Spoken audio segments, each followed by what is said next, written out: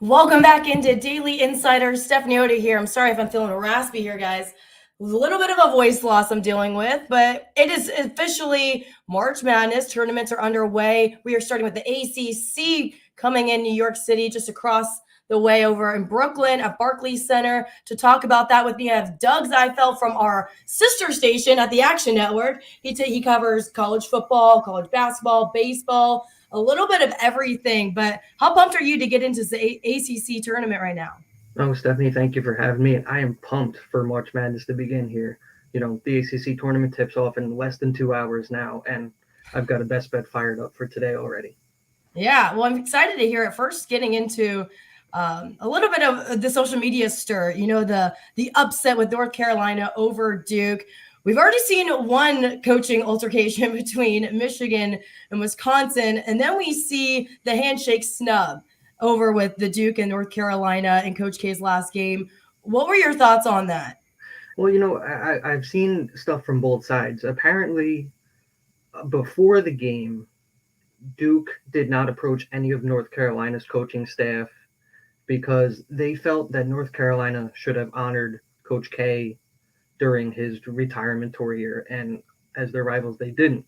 So they were snubbed before the game, and then the Tar Heels. The Tar Heels returned the favor after the game, and it looked bad, especially after a loss. And then Coach K having to go and speak to the crowd after all that. It was just really, really a bad look for Duke in general. Yeah, especially in his last game. I think that was a tough way to go out. And I was looking at what Gerald Henderson tweeted out. He said there was a history that, it's happened over time. But to see that in his last game was upsetting. And it is interesting. Maybe we could see these two teams match up in the ACC tournament championship game. They're on opposite ends of their bracket right now. But Duke is the team to look at in the ACC. They're looking at a number 2 seed right now. Do you think there's any way for them to fall into a 1 seed, or do you think it's pretty much a lock that they'll be at 2? I mean, the line for the 1 seed, it's pretty strong this year. You're looking at right now probably Baylor, Arizona, Purdue. It may still be in that argument, and then you have Gonzaga on top. But Duke looks like a 2 seed here, even if they win the ACC tournament handily, which they are favored to. Yeah.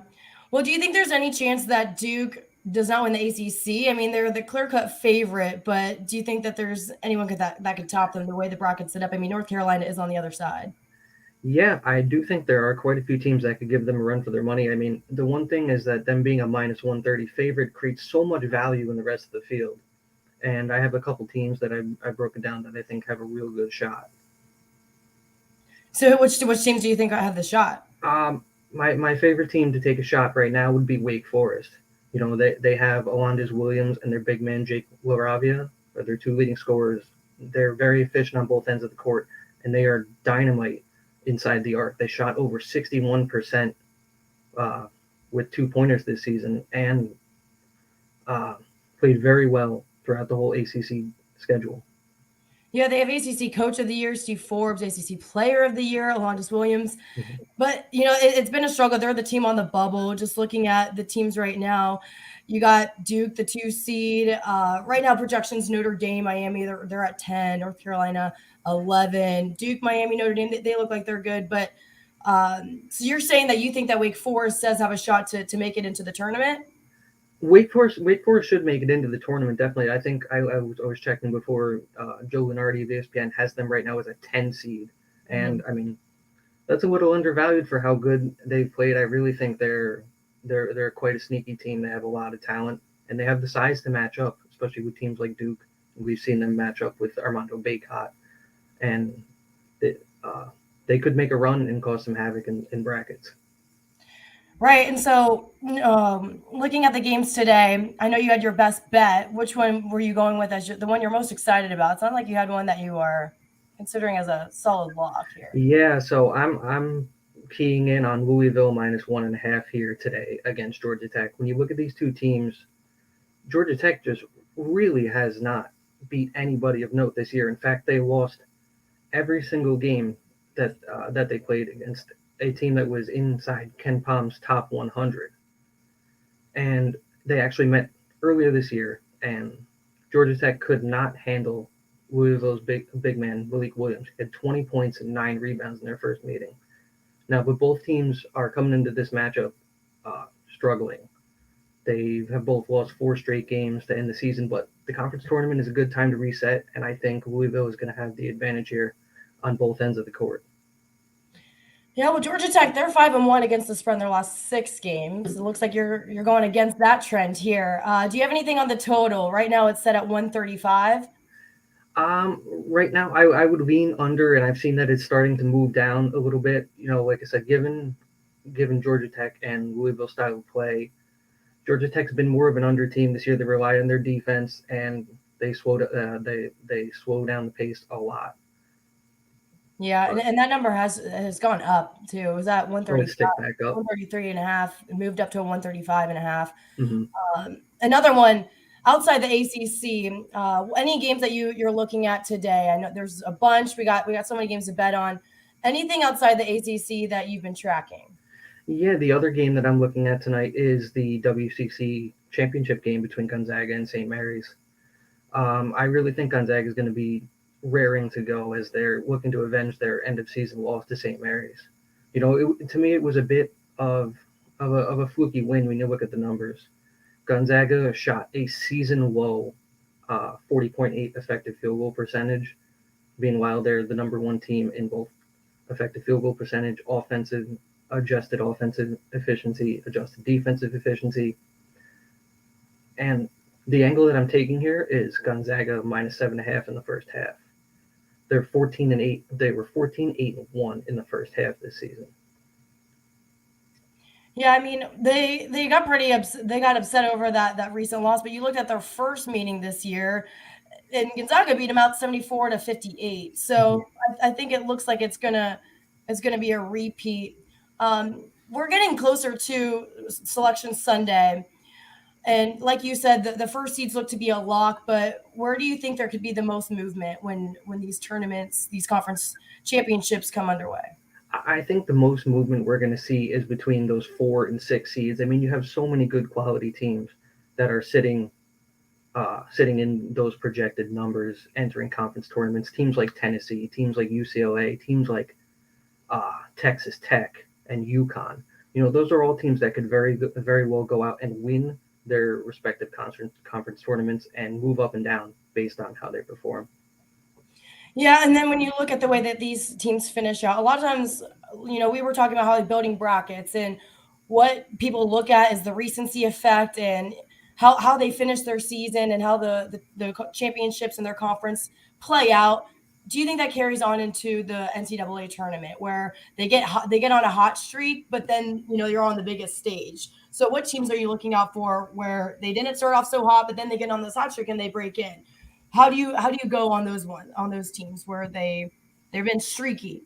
How do you bet on those teams? Oh, definitely. Riding hot streaks is big, especially when you get into tournament play as games just roll over. Games roll over day after day, and then the tournament, you have some time in between. But momentum is certainly a big factor, especially when finding teams that make Cinderella runs. A couple of teams that I think could help build momentum in the Big 12. Maybe you look at a team like Texas. They're very streaky. They are extremely solid defensively, but their offense is hit or miss, and they are the definition of streaky. They are a team that fed off the crowd at home, and they rely on outside shooting to really compete. And we saw them compete extremely well at the end of the season against Kansas and against Baylor. So we know that they can do it against the best teams in the country. And how do you hedge your betting when it comes to the tournament? Because a lot of times you'll look at an individual matchup and you may think a different way, but when you build your bracket, you have to consider, I had this team going this way. How do you look at each team in an individual game bet versus your bracket? That is something that I struggled with last year. I made my bracket and I was like, and I looked at the first round and I was like, well, the lines are this way, but I have this team going so far. And, I think that is a good tip for people when they build their brackets is when you look at the first round, don't just look at the seeds, don't just look at the blue blood names, but look at the Vegas lines. They're more telling than any of the general numbers that you're going to be able to find. We've seen it a lot of times this season in interconference play. You're going to see a ranked team go on the road to an unranked conference opponent, and they'll be the underdog. So in the tournament, it's the same type of thing. The Vegas lines are really telling of how far some of these teams can go. Yeah, and during this time, a lot of talk is about what has happened historically versus what hasn't. And it's so unexpected the way these tournaments go, but certain seeds do look to trend better, like the curse of the fifth seed, for example, or Mhm. most likely two first seeds end up in the final four. So how do you look at that when you're weighing your bracket and you have to consider whether or not the historical stats matter versus the individual matchups that you're actually looking at? So I try not to buy into trends too much. Honestly, I rely on a lot of data when I'm going game to game to break down matchups.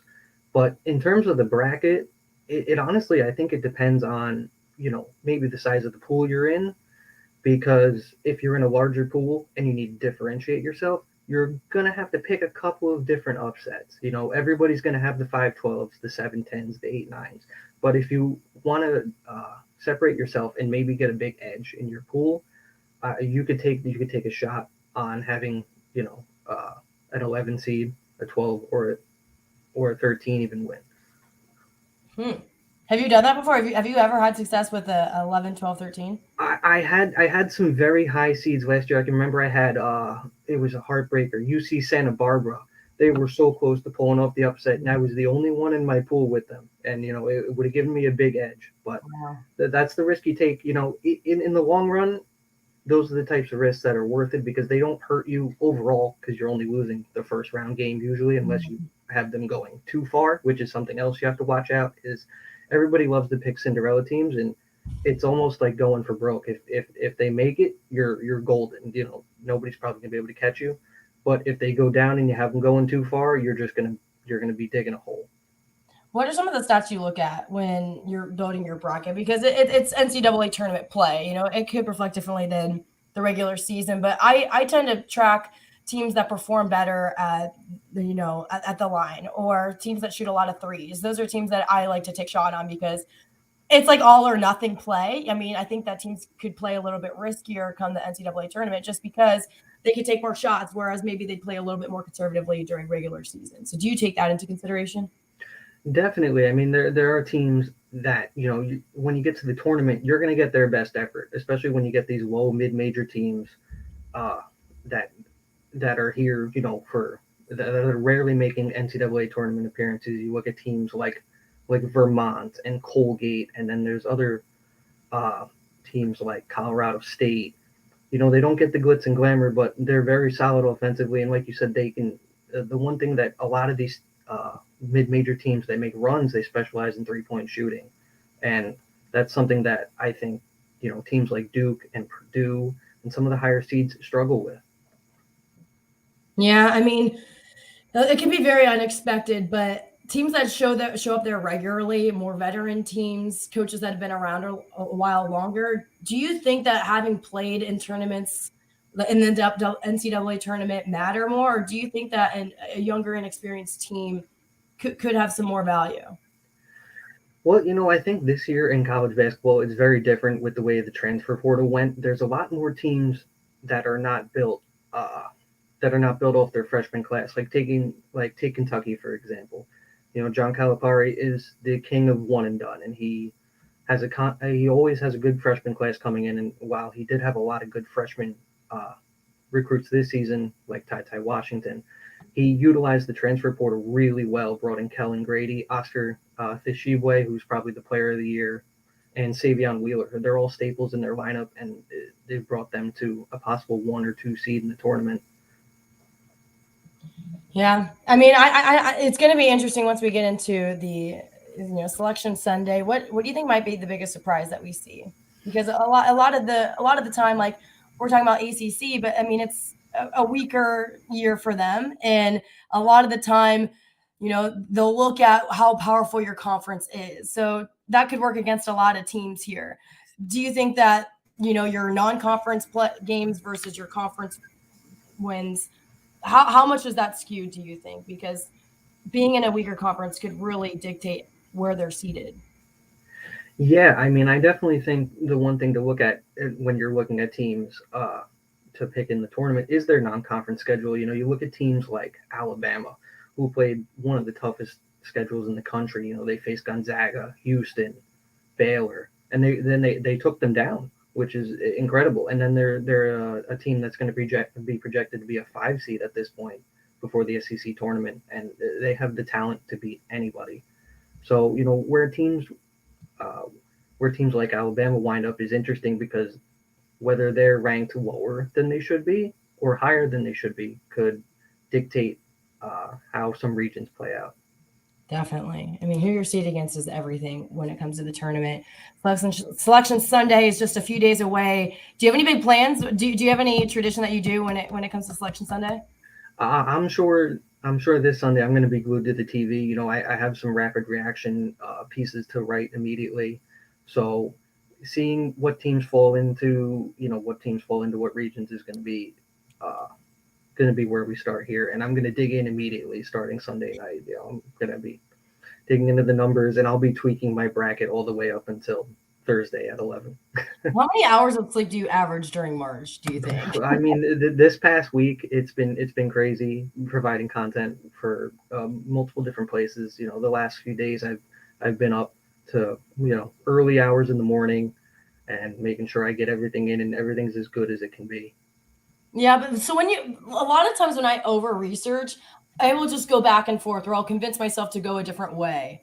Hmm. Does that get to you? I mean, the more I research, I'm like, oh, maybe I should go this way. I'll find a case. I'll make a case for, choosing a different side. So I'm somebody who's developed a bit of a process when it comes to handicapping for sorts. It's something that I've adopted from listening to guys who are like professional sports and betters, professional sports betters.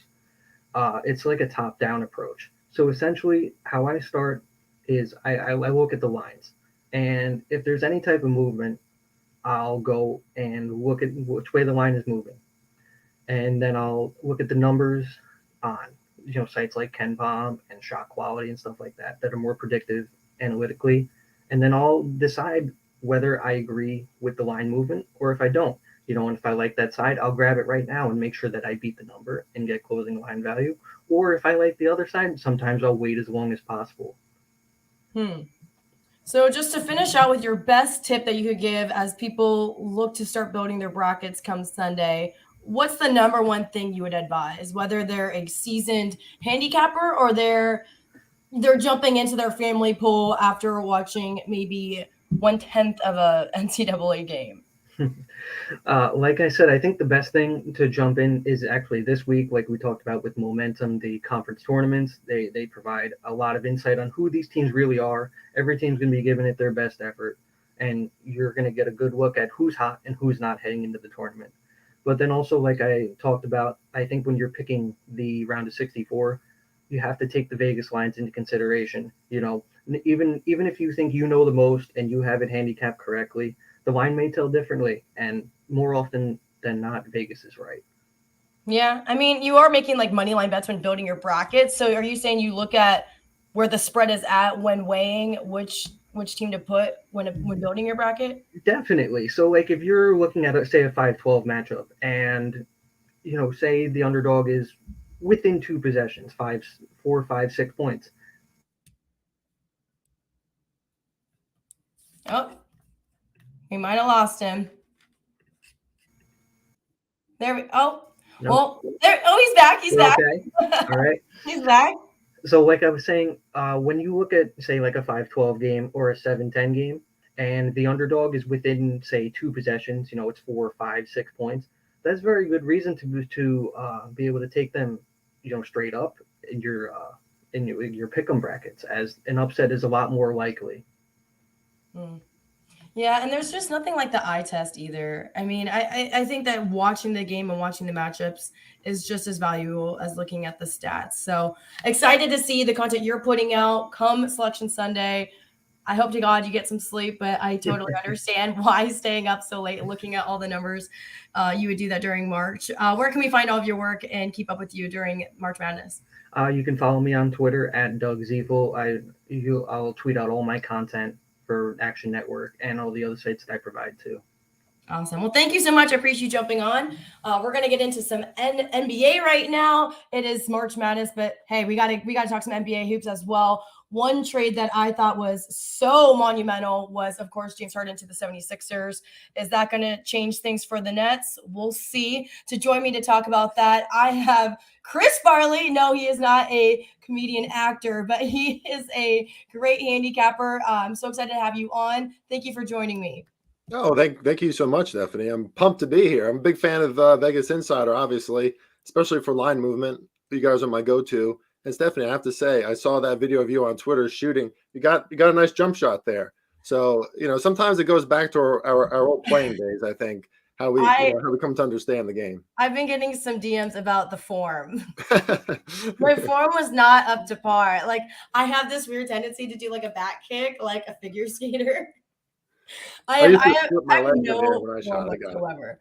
Even when I was doing that, this guy on the court was like, "Do you want me to like teach you some tips?" I'm like, "I just need to sink this shot just to prove that I can do it." But yeah, you gave me some insight on what you're taking today. Interested to see, I was just talking about the Nets getting rid of Harden. I think that was huge for the 76ers. Just looking how they played last night. I mean, Embiid having his 10th 40-plus point game, over 10 rebounds, a double-double like that happening 10 times. That's remarkable. How big of a loss was it for the Nets to get rid of Harden? I mean, I don't know. It could have been a win for both teams in a sense, because I'm not sure how happy James Harden was in the Nets, right? I mean, immediately he looks way more fit. He looks happier. He's doing those post-game workouts with Joel Embiid. So he just seems like a better version of himself.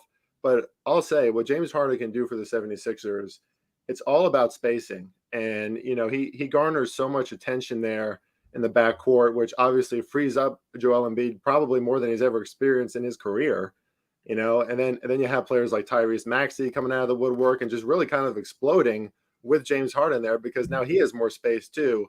It's really hard to measure what a good and happy James Harden does for a team, because I think at his best, right, he can really change the whole course of your team. I don't know how happy he was with the Nets, so maybe both teams benefited, but I'm famously pretty annoyed by the Nets, so I'm not a big Simmons fan.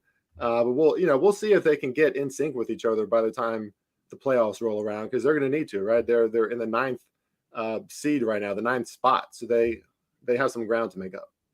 Yes, they did fall. Charlotte moves up to 8. These two teams play together tonight. Looking at that matchup right now, Charlotte, they're the bottom 10 of the NBA in defensive rating. They're up against a pretty offensively efficient Nets team. You got KD back in there. He's been doing great. I mean, he had back-to-back over 30-point games, but they still haven't been able to get back on track, even with KD back in there. So what's your pick for tonight? Well, I got to say, as much as, Kevin Durant hasn't been around, right, and now Kyrie Irving's still only playing on the road, they did look really, really good against the Celtics. Now, they couldn't make up for it in the fourth quarter, but Kevin Durant is just playing on one of those levels right now. He's just so confident, especially on the offensive end of the floor, like, shooting over 50% all year. His efficiency, he just makes it look easy. And now the Nets are going up against the Charlotte team who, like, they kind of got better on defense over January and February, but now they've kind of regressed back to who they are, which is not a great defensive team. They love to run the floor, right? They love to run the pace, up the tempo. And I think that's only going to cultivate the Nets tonight. The Nets cannot be more motivated, right? I mean, they want to move up in their playoff spot. And I don't trust Charlotte's defense. Whereas when Kevin Durant and Kyrie Irving were playing with the Nets back in November and December, they were a top 10 defense. So I expect the Nets to improve on both sides of the ball. I can only look at the Nets side here. This line movement is a little weird. We saw it go in the Nets direction initially. Now it's kind of creeping back to the Hornets, maybe some sharps on the Hornets, but I can't look any other way than the Brooklyn Nets tonight. If you're giving me a motivated Nets against a motivated Hornets team, the Nets are just a team that I can trust a lot more.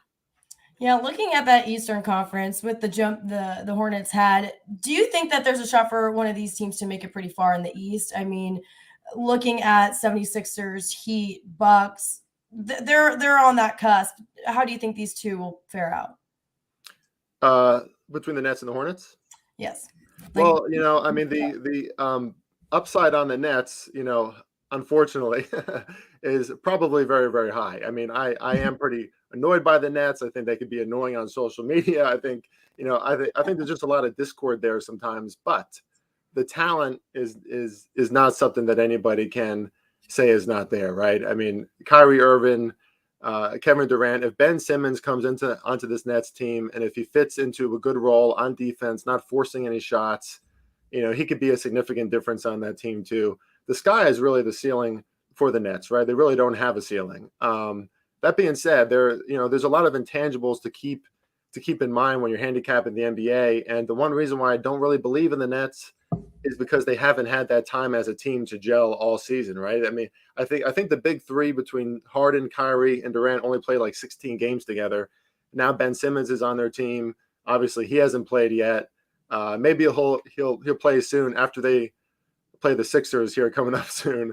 I don't know if he's courageous enough to play in that game, I guess, but it's a Nets team that has the highest ceiling possible, but I just don't really believe it just yet because they do have to face very complete teams. The 76ers looking more and more complete. The Bucks are able to turn it on, just in a flash, right? We've seen that from their defense recently, not really playing playoff defense, but all of a sudden they are, and they can really turn it on. And then you have a Miami Heat team who's still 4 games ahead of every other team in the Eastern Conference, and they're great on both sides of the ball. I mean, on both sides of the court, I should say. So there's a lot of competition in the East this year, and the Nets certainly don't have a defined bid at the end of the postseason. They're going to have to go through some tough competition.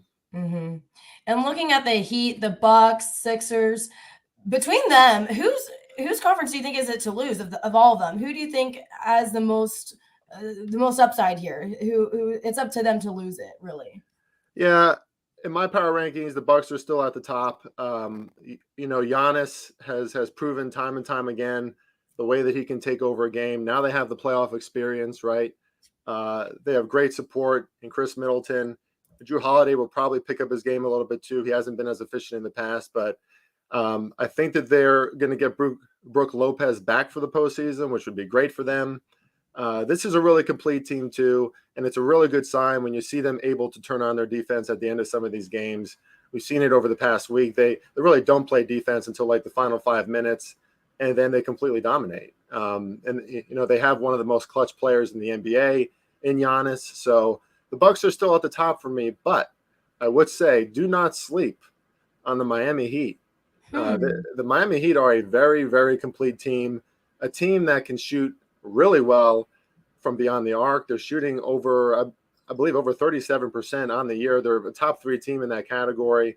They're obviously sharks at the front rim, really good on defense at the front rim. They can turn on their defense at any time too.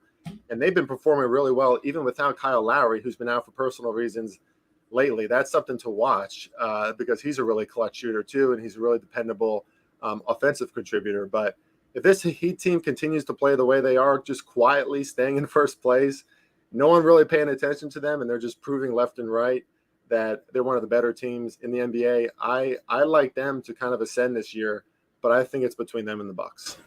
I feel like you were speaking directly to me there because I have indeed been sleeping on the Heat. They have been quietly at the top, but I'm just looking at like the 76ers right now.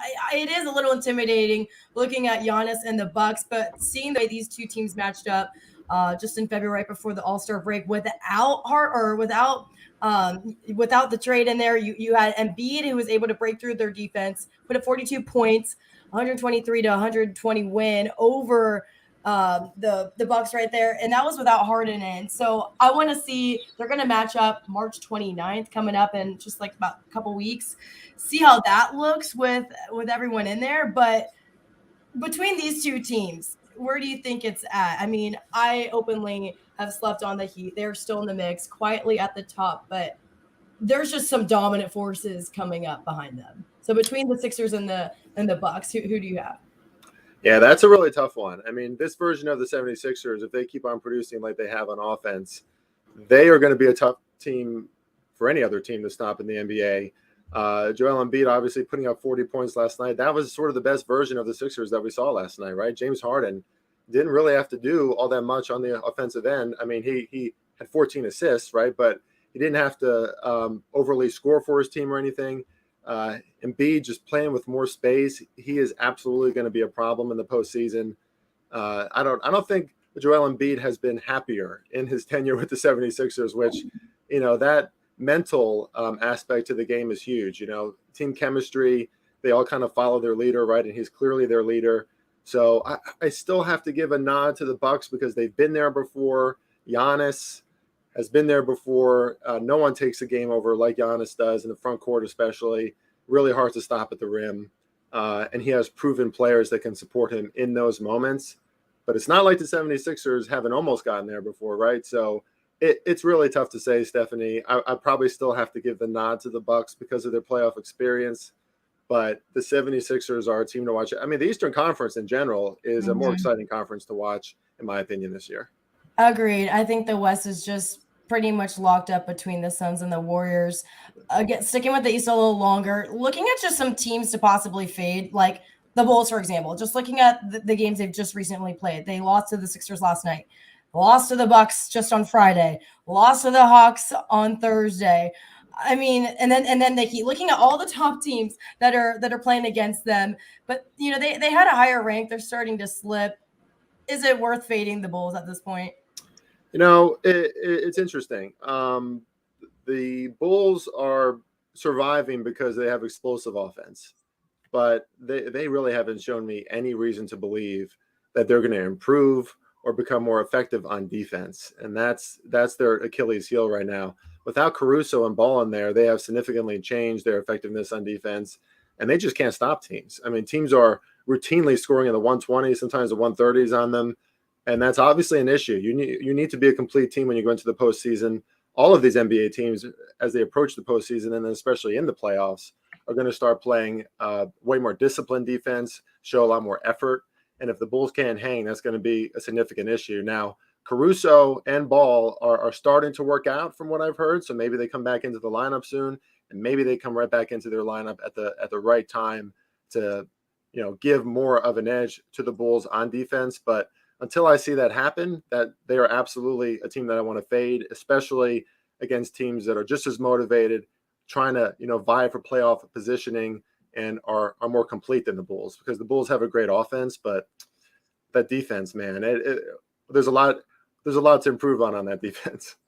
Especially with some of the offensive power in the East. Yeah. One team that is helping support my fade on the Nets, the Raptors, who had back-to-back wins over them. Do you think they're a team to look out for, or do you think that they're worth fading? I really like the Raptors, and I talked about them more than most people, probably, sometimes to my detriment. But the Raptors are a fun team to watch, especially at home when they don't have any fans, which I believe is still the case. They just have a lot of length, so when they're completely healthy, they are a tough team to stop. Now, recently without OG Anunoby, he's a big difference maker for that team. Some of their players, Van Fleet has been, kind of off and on. He earned that All-Star, but he just hasn't been consistent really in the second half of the season. I'm going to kind of wait on the Raptors for now until they become completely healthy again, but they are coached really well by Nick Nurse. They have a really solid team, a really solid starting unit, but the problem for them is that they end up playing their starters for far too many minutes. And I don't know how great their depth is at this point. So that might catch up to them, but if they're in some spots or maybe the market is devaluing them a little bit, I like the Raptors here in the upcoming weeks as they get healthier to start to win again. They're still in a pretty good spot in the playoffs. I believe they're 6th right now. So they're going to want to hang on to that so they don't have to go in the play-in tournament. Raptors, looking at them now, they've slipped to the Cavaliers, who I would definitely put as a fade. Looks like you would favor the Raptors over them. Thoughts on the Cavs right now? Yeah, the Cavs are just incurring so many injuries. It's kind of sad, right? Now Jared Allen out, who did earn that All-Star bid, deservedly so. He's been a phenomenal player for them this year. Especially in the front court on defense, just really upped his game in that sense. So now there's a lot of Mobley, right? A young player to come in and kind of make up for that. And Darius Garland has been in and out. Chris LeVert still isn't really into the rotation on a consistent basis. So it's a Cavs team who, now maybe some of the experience or lack thereof is starting to catch up to them, and now injuries are starting to catch up to them. So I'm going to start to fade the Cavs, I think, a little bit now. I'll look for spots. Today's actually a pretty interesting spot too, right? Because they're going into Indiana against the Pacers team who is really hard to predict, but they might have the best player on the court in Tyrese Halliburton. And now with Jared Allen out, if they can expose that front court, maybe the Pacers, get a money line win tonight. Probably not a bad idea to sprinkle on that one. I wouldn't, put your mortgages on it or anything, but, because the Pacers are one of those teams that are really volatile. But the Cavs are in a tough place right now. And I think over the next few weeks, at least, I don't think there's a timetable on Jared Allen's return, which is alarming for them. So I think he's just a really integral piece. And that's how the NBA is, right? It's a star-driven league. And if your stars aren't in there, it's going to be tough to win. Mm-hmm. And the last one worth talking about in the East is the Celtics, who they have an elite defense. But for me, I just think that there's other teams that are, I'm more comfortable with. I think that there's weaknesses on the Celtics. Where's your stance with them? Yeah, the Celtics, really otherworldly defense right now. They, remind me of like the 60s Celtics or something. They're doing something in the NBA right now that you just don't see very often because it's such an offense-driven league, right? Such a shooting league. So they're going to go places because of their defense, and I would say they're the hottest team in the NBA right now.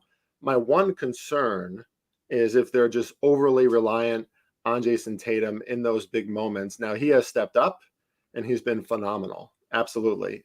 So if he continues playing like he's playing, I think the Celtics are going to be a big problem. I think the Celtics could potentially be in the Eastern Conference Finals and be one of the best teams in the end of it. But Jason Tatum, he does carry that on his shoulders to sort of carry his team in those situations. You still have Jaylen Brown, who I know, makes him more comfortable in those situations. But he's still going to be their go-to. And sometimes he forces shots. He doesn't always look for that like open shot. He tries to go over the opponent a little too much. And, if sometimes in the clutch against these teams who are going to be in these high pressure situations and who are really going to lock down on defense, I'm not sure if that's sustainable, but I guess we'll find out, right? It's interesting. The Celtics, their next game is tomorrow. They're up against the Hornets. You have the Nets over the Hornets, and the Celtics had just beaten the Nets. I mean, Tatum had his 54 points make Durant's 37 look a little measly. Looking at how you're taking the Nets Hornets game, it may be a little early. This game's tomorrow, but do you have an early stance on the Hornets versus the Celtics for tomorrow? Well, what the Hornets do so well is they're really good at slowing the game down, playing their version of the game. So, they performed really well against teams that go at a high pace like the Hornets like to. And that's the thing, right? The Celtics have as good of an offense as any team in the NBA right now, but they have a considerably better defense than the Hornets. Very, very consistent in that category. And they have a lot of length. The Hornets do not. And that's one of the reasons why I like the Nets against the Hornets tonight too. I think that's something that kind of disrupted the Nets in that game on Sunday. Celtics have a lot of length and they can get in your face and really lock down on defense because of it. Whereas a team like the Hornets, not so much. They have Mason Plumlee, Bridges, but they're not. I wouldn't call them elite defenders. So I think the Nets are going to have their day tonight, and I think the Celtics are going to have their way tomorrow. That's a tough spot too, right? For Hornets back to back against two of the premier teams in the East. Not an easy spot for the Hornets, and I think we're going to start to see some regression there too. Some people commented on your shooting form, Stephanie. Well, if anyone's ever seen LaMelo Ball shoot a ball, it's like this guy shoots 3-pointers like he's one of the leading 3-point shooters in the league. I mean, he's good, but he probably shouldn't be shooting those shots as much as he does. I think the Hornets are a little bit fake news. Yeah, I will never question his confidence level. Yeah. So looking at what do you think your pick would be for the East? It sounds like it's the Heat, but maybe the Bucks. I think I want it to be the Heat because I just love the Heat. I love their mentality, blue collar mentality, fun players. I love Jimmy Butler. I love his attitude. But I think the Bucks are probably. I mean, well, and also for what it's worth, I took a futures play on the Heat to win the East. So hopefully that I might play into it. yeah. So, hopefully that hits. But come playoff time, it's going to be tough for me to pick against Giannis now that he has that experience. Again, it seems like from what, just from the eye test, right? Stats aside, just watching some of those games of the Bucks, their ability to turn it on in the clutch and in those final minutes looks like one of those teams that they're almost like saving their schemes or saving their energy for the postseason because that's how good they are. And I think they're going to hit a different level in the playoffs again.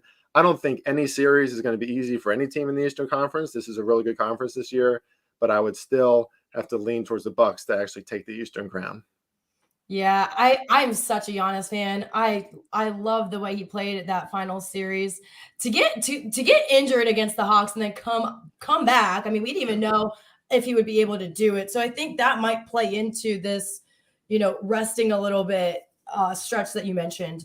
Maybe they're going to play a certain way down the stretch just so that they can stretch out this playoff run.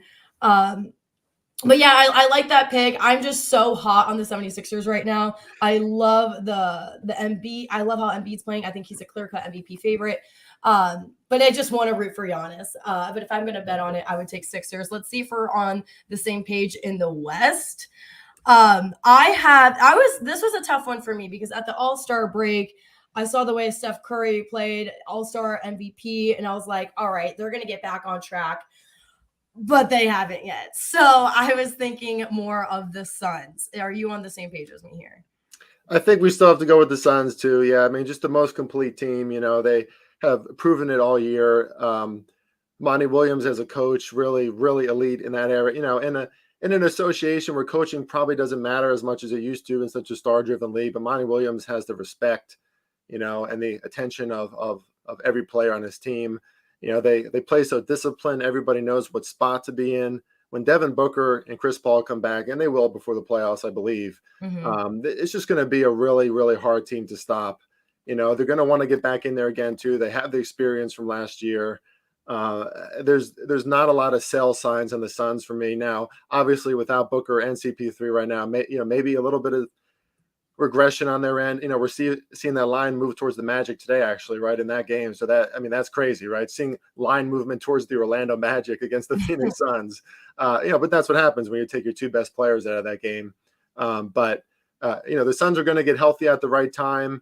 There's not much reason for me to not believe in them. But, with Draymond Green coming back for the Warriors, eventually, hopefully, I don't think we have a timetable for that yet either, but if the Warriors get him back, they looked like, a version of the juggernaut Warriors that we've seen in the past.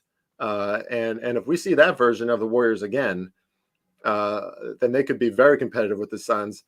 But, they have some front court problems still, right? Front court issues on defense, not a lot of consistency from the front court players and their centers, and James Wiseman's been out. So I still have to lean with the Suns there, but I think that's going to be very competitive too if the Warriors get fully healthy before the postseason. Yeah, and I think the Suns made the right adjustments after the way they went out in the finals. Like you mentioned, that they added two centers. They just had one last year. That was a big help. Their young guys are stepping up. And the Warriors, they dropped down to the Grizzlies, who are now second now. Again, we just don't know what it's going to look like once they get everyone back. Will they be back to 100%?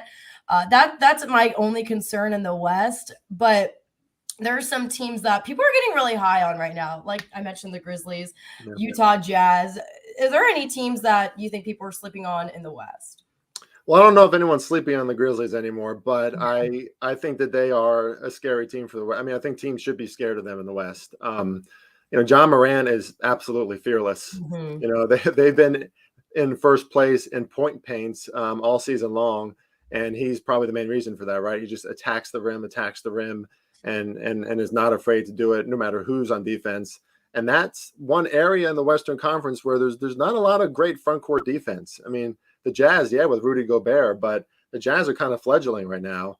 I think there's some, I don't know, there's something going on in the Jazz locker rooms. They're kind of a fade team for me too. But this Memphis Grizzlies team, they have a lot of chemistry. John Moran is a great leader. He's a great energy on the court. I like the way their coach makes adjustments. just there's a lot of buy signs on the Grizzlies too. They were competitive against the Celtics. They hung in that game. Celtics defense was just too good in the end, and that's one of the real strengths of the Celtics defense is they can play that front court defense better than almost anybody. But the Grizzlies are going to be able to expose some defenses in the playoffs for sure. The Achilles heel for the Grizzlies is they're not great at 3-point shooting when you have teams like the Suns and the Warriors who are excellent at it. So it's going to be interesting to see who kind of wins that battle. But I wouldn't sleep on the Grizzlies. Also have a very small futures play on them to win NBA championship. But it's probably more of a team that I'm just really excited to watch. But, mind over heart, the Grizzlies probably aren't going to make the NBA Finals. But they're certainly a team to look at in the future, right? I don't think they're going anywhere because that's a young team and they're very, very talented. Yeah, that's what I was just going to say. They are young. John Morant, he's playing off the charts. I think that they're a well-rounded machine. They're doing well on both ends of the ball, but like you said, I think they just need more experience at this point. Interesting matchup tonight is the Grizzlies and the Pelicans, who the Pelicans could be a team that people are sleeping on, in my opinion, because, I mean, it blows my mind that right now you have the Lakers above them at 9. I think they could pass the Lakers easily, the Clippers, Timberwolves too. I think that they could easily make a jump. What are your thoughts on the Pelicans right now? They're up against the Grizzlies tonight. Yeah, I'm so mad at the Lakers for so many reasons, but I'll talk about that another time. The Pelicans. The Pelicans, for my money, they have one of the better starting fives in the NBA right now. The way that Brandon Ingram and CJ McCollum can get in that midcourt, if they face a defense that's not good at defending those jump shots in the midcourt range, they're going to cause teams a lot of problems. And I like their coach in Willie Green. He's really starting to show that he's developing some of the younger players off the bench too. Their bench is contributing more, been shooting really well from the perimeter, and they've been playing better defense. I mean, the Pelicans kind of coming together, and now Zion Williamson is starting to work out. I don't know what that's going to mean for the Pelicans. I mean, if he fits into the roster well, right, and kind of eases into the rotation, maybe that'll be a good thing for them. But some of the things we're hearing about Zion on the outside, I'm not sure at this point. But yeah, I really like the Pelicans. I like Valanciunas a lot. He's a blue collar guy down at the rim, who you can count on game to game to really get a lot of rebounds and really do well. The thing for the Pelicans is that depth, and is the youth going to keep up, as they get closer to the playoffs? If they get into the playoffs, I do think CJ McCollum makes a big difference for them because he brings that veteran leadership. He's pretty much seen everything in his storied career. And, he's going to give you consistency on a game-to-game basis, from shooting, and just as a playmaker too. He's been providing a lot of assists as well. So he's a really good piece that I think maybe a lot of people didn't really understand that trade, but he's, it looks like in the end, it was a really good trade for the Pelicans. Always been a fan of him, even when he played in Portland. Do you have a pick on tonight's game, Grizzlies and Pelicans? I think the line's about right. Last time I saw it was at 5.5. I mean, I would have to lean to the Grizzlies. Just because I think the market is overcorrecting a little bit for the Pelicans. But it's not by much. I mean, I could, probably move the Grizzlies to like 6, in my power ratings, but, 6-point favorites tonight. I mean, but I think this game is too close to call. I mean, the Pelicans are good on defense in the front court too. And that's where the Grizzlies make their money. So I think it's going to be a battle. In the previous game, right, the Grizzlies won against this same lineup, but that was kind of a colder version of the Pelicans. They haven't played together as much with this new roster. So it's hard to lean either way in this one, really, because I kind of want to lean the Pelicans because they are a team that I want to play on. But I love the Grizzlies and what they do at home. And I believe the Grizzlies are just off a loss when they had a back-to-back against the Rockets. So you got to think a better version of the Grizzlies is going to show up tonight. Yeah, that one I'm definitely passing on. Yeah. Another team out west that obviously I love the Mavs. I've covered them. But where do you see them? They're right in the middle for me. It's hard for them to make a jump or to slip. I think they're just like rock solid in the middle at number 5 right now. I just got to comment on this really quickly, Stephanie. When I see your background, it's like my background shouldn't even be here. I need to. Well, I myself am a shadow, and then I have this cool like city behind me. I know, but we're like in a transition right now because we're moving soon, so I just don't have anything on the walls. It's not a good look for old. At least you yourself have a bright light. I'm the direct opposite. I am a silhouette with like a city behind me. It works well though. The light, the skyscrapers, it looks good. Yeah, but the Dallas Mavericks, another team that I really enjoy watching. I mean, I think Luka's in that top 5 of players in the NBA who he's going to be able to turn it on when he wants to and just completely take over a game. You don't really see that as much at the NBA anymore. You know, Kevin Durant, Luka, Giannis, still LeBron, but there's not a lot of players that can do that. What I worry for the Mavericks is that they're going to be overly dependent on Luka. You know, we've seen that from teams like the Portland Trail Blazers, how they had Damian Lillard in those spots. And it's a big spot for one player to kind of control game in and game out. Luka can do it, but he needs the support. And I will say, I love what Spencer Dinwiddie is doing for this team. I think it takes pressure off of Jalen Brunson. He's been great since he came over to the Mavericks. You know, him and Brunson, when they're healthy too, I believe there's something like plus 16 in point differential when they're both on the court. Don't quote me on that, but it's somewhere around there. So, you know, they're getting better support from their players, and that's what you want to see for the Mavericks. I mean, it's almost like a Porzingis when he moved. You know, now he kind of leaves a void to open up for other players to step up, and I think that's a good thing for the Mavericks. You know, Porzingis, he was always kind of a strange fit for them because I saw the Mavericks as more of like that blue-collar team, right? And they've stepped up on defense recently. I mean, if they can, usually when they've been playing really good offense, their defense kind of regresses a little bit and vice versa. So if they can figure out how to make both work, also a dangerous team in the West. I just don't know if, you know, being as Luka dependent as they have been, if that's also sustainable, right? Kind of like Tatum with the Celtics. Yeah. I mean, looking at the teams that we're both in agreement that don't do well, they have, you know, a 1-2 punch. So you want to be able to have that supporting cast behind him. Relying too heavily on Luka, I do agree, is probably their problem. Looking at other teams that to fade or to look out for, you already brought it up. We probably should discuss the Lakers right now. Well, where do you even start? Like, is there any hope for them this season? Any? Or even like, honestly, I think LeBron isn't going to get another ring. But this season alone, is there a shot for them to make it at least to the playoffs? Yeah, I mean, unfortunately, fortunately, however you think about the Lakers, I think there is still a shot for them, you know, obviously to get into the playoffs. I mean, they're right there. And when you get into the playoffs, they still have LeBron James, who, love him or hate him, LeBron is able to go to a different level whenever he wants. You know, I thought coming off the All-Star break that this Lakers team was going to be a team that we're going to want to fade big time just because of some of the comments that he had. You know, that he's looking forward to playing with his son. He didn't seem very invested in this current season, but it sure looks like he was the other night, you know, dropping 56 points on the Warriors. And, you know, now that's the reason why I'm still pretty upset, Stephanie, because I bet on the Warriors in that game. So, you know, of course, you know, LBJ decides to have, you know, King LeBron type of game, right, and just completely take over. But talk about a team that's really dependent on one player. Russell Westbrook, he's taken a lot of flack, but I mean, for good reason. He just doesn't fit into the rotation very well. He kind of disrupts their space. But you do have Anthony Davis, who is due back pretty soon, I believe in a few weeks. But that's always the frustrating thing about the Lakers, right? It's like Anthony Davis's motivation and energy from game to game is just so up and down and back and forth. Like I try to create measurements for player motivation, and you know, he's one of those players that you just can't trust. So if they get to the playoffs, and you know, for my friend's sake, I kind of hope they don't, because I got some friends who bet on the Lakers not to make it. But if they do make it, they're always dangerous, and they're always dangerous because of LeBron. But talk about something that's not sustainable. I mean, that's a Lakers team who has shown a lot of signs on both ends of the floor that when LeBron's not playing to his max effort, they just give up.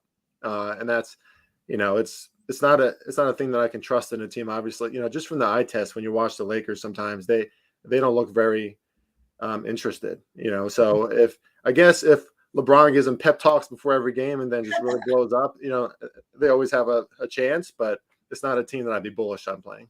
It's an interesting contrast to the Grizzlies, who are so young, that have that dynamite player in John Morant. Right. But looking at the age of the Lakers, I mean, collectively they average age 30. I mean, it's a young league. I think the next oldest team was at 26 years of age. So I mean, it's quite the jump. But would you rather bet on a team that they're past their prime, but they have the experience, or would you rather bet on a youthful team that has, all as you like to say, all the motivation in the world? Oh yeah, that's a really tough question because these are all, I try to measure the intangibles as much as I can in the NBA. I think that's huge for the NBA. Unlike college basketball, right? I mean, you can kind of churn through the data there and figure out some predictability, but the NBA just it's so up and down, and a lot of that is because of players' personalities. As it's not very sexy, but at the end of the day, I think I would probably always have to lean towards that veteran leadership. And when you have players out there like Chris Paul, who is not gonna, he's not gonna be nervous at all in those big game situations, right? He's gonna have poise. Players even like Devin Booker now, who's been through it. Players like Giannis, Kevin Durant. I mean, nothing seems to shake Kevin Durant out there. And definitely players like LeBron James, even players like Jimmy Butler. These are players who have been there before. Nothing's going to shake them in those moments. Whereas if you're a young athlete and you got the ball in your hands in the final minute and you're going up against some of the best defenders in the world, it's just a really, really tough spot for a human being, and it takes some experience to get better and better at that. With that said, do I think that players like John Morant could step up in those situations? Absolutely. I mean, John Morant, like I said before, shows no fear whatsoever in like almost any situation. So he is a player that I trust more than most, but probably always going to lean to that veteran leadership. Yeah, and then just the last two to get to out in the West is Nuggets and Clippers. I look at Jokic, who's looking to be the best Nugget to ever play for Denver, and he's sending direct signals over to Embiid, hey, I'm still in the MVP race. I love that dynamic, but do you think that they have the juice to get past them? I think if either Jamal Murray or Michael Porter Jr. comes back, or both, I think they absolutely do. I think that Jokic is just having to depend a little too much on Will Barton right now, which that's a role that Will Barton probably just isn't used to, right? They got a really good front court in him and Aaron Gordon, but game to game, you see these weird spots for the Nuggets where they're at home, they're in a pretty comfortable situation, and they still don't cover. Sometimes they straight up lose those games. I mean, look at them against the Warriors last night, against a B team Warriors team that almost beat them. I mean, that was a really close game throughout the whole contest. So, just like most of these teams, star-driven league. I mean, the Nuggets are going to depend on where Jokic is at.